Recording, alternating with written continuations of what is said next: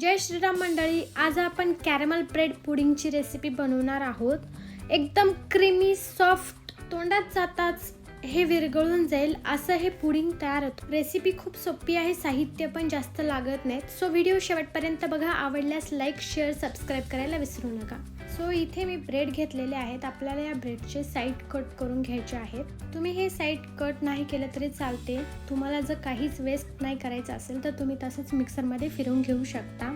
इथे आपल्याला एकदम बारीक पावडर तयार करून घ्यायची आहे ब्रेडची, आणि इथे आपली ब्रेडची पावडर तयार आहे। आता इथे मी गॅसवर पॅन ठेवले, यामध्ये मी पाव कप साखर टाकून घेते। आपण इथे कॅरमल तयार करणार आहोत, त्यासाठी साखर कधीही पसरून टाकायची आहे। यात पाणी बिलकुल वापरायचं नाहीये, साखर अशीच वितळू द्यायची आहे। आणि इथे बघू शकता साखरेचा कलर चेंज झालाय। इथे आपलं कॅरमल तयार झालेलं आहे। आता हे लगेच आपण एका टीन मध्ये ओतून घेऊया।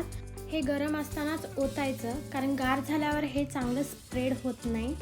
आता इथे मी 1.5 कप दूध घेते। इथे मी गाईचं दूध वापरते, तुम्ही कोणतेही दूध वापरू शकता। आता यामध्ये अर्धा कप साखर टाकून घ्यायची आहे आणि छान उकळी येऊ द्यायची आहे। इकडे उकळी येईल तोवर आपण इथे एका बाउलमध्ये अर्धा कप पाणी घेऊया आणि 3 चमचे कस्टर्ड पावडर टाकून घेऊन छान मिक्स करून घेऊया। आणि आता हे कस्टर्ड लिक्विड आपल्याला दुधामध्ये ओतायचं आहे। आणि इथे दुधाला छान उकळी आलेली आहे, यात आपण हे कस्टर्ड लिक्विड ओतून घेऊया। हे आपल्याला हळूहळू मिक्स करत ओतायचं आहे। आता आपण हे दूध छान घट्ट होईपर्यंत उकळून घ्यायचं आहे। आणि इथे बघू शकता तुम्ही, दूध घट्ट व्हायला सुरुवात झालेली आहे। आणि इथे आपलं दूध छान घट्ट झालेलं आहे। आता या स्टेजला आपण ब्रेडची पावडर टाकून घेऊयात। पावडर एकदम टाकायची नाहीये, हळूहळू करत टाकून घ्यायची आहे। इथे मी सगळी पावडर टाकून घेतली आणि हे छान मिक्स करून घेते। बॅटरची कन्सिस्टन्सी एकदम अशीच हवी, ही एकदम परफेक्ट आहे। आता आपण हे टीनमध्ये ओतून घेऊया। तुम्हाला जर वाटलं हे बॅटर एकदम घट्ट झालं तर तुम्ही यामध्ये थोडंसं दूध टाकून घेऊ शकता। आता मी हे छान सेट करून घेते आणि एकदम हलक्या हाताने डॅप करून घेते आणि सिल्वर फॉइलने कव्हर करून घेऊन आपल्याला हे वाफवून घ्यायचं आहे। त्यासाठी मी इथे कढईमध्ये 1 ते 1.5 ग्लास पाणी टाकून घेतले, स्टँड ठेवले आणि त्यावर आता मी हे टीन ठेवणार आहे आणि झाकण ठेवून कमी गॅसवर अर्धा तास आपल्याला हे वाफवून घ्यायचं आहे। आणि इथे कम्प्लिटली अर्धा तास झालेले आहेत। आणि इथे बघू शकता मी इथून टीन बाहेर काढून घेते आणि आता मी यावरचा फॉइल काढून दाखवते। वाव, एकदम स्पॉन्जी, एकदम मस्त असं आपलं हे पुडिंग तयार झालेलं आहे। बघू शकता तुम्ही, एकदम परफेक्ट झालेलं आहे।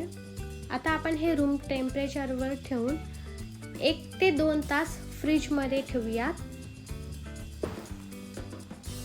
आणि इथे 2 तास झालेले आहेत, एकदम छान चिल झालेलं आहे।